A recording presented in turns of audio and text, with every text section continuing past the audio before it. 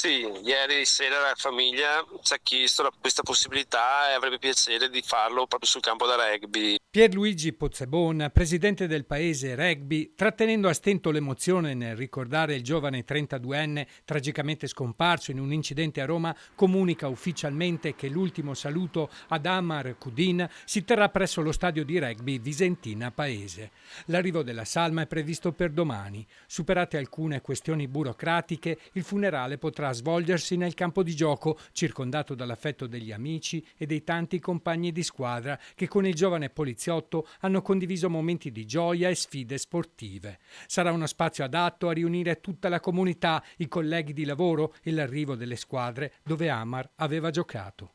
Treviso, San Donà, le Fiamme Oro, la famiglia da rugby paese si stringerà sicuramente tutto attorno in questo evento. Una famiglia già provata, il padre del poliziotto era stato ucciso nella guerra dell'ex Jugoslavia, la madre, allora incinta di Amar, fuggì dall'inferno per trovare rifugio a paese.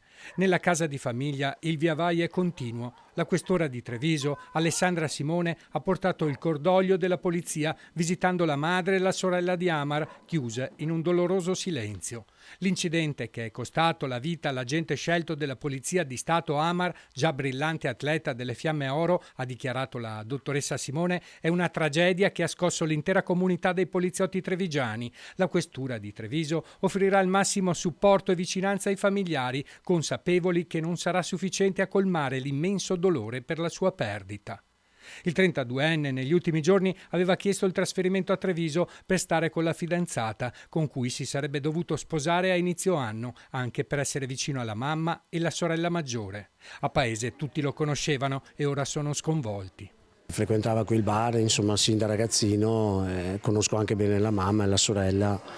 È una notizia che comunque ha scioccato tutti quanti, perché insomma, brave persone, e non ce l'aspettavamo, ecco. Nel frattempo le indagini dovranno stabilire l'esatta dinamica e le eventuali responsabilità del tragico schianto costato la vita al poliziotto. Come atto dovuto, i conducenti delle due volanti coinvolte potrebbero essere indagati per omicidio e lesioni stradali. Si lavora anche per acquisire le immagini registrate dalle telecamere della zona e quelle delle auto della polizia.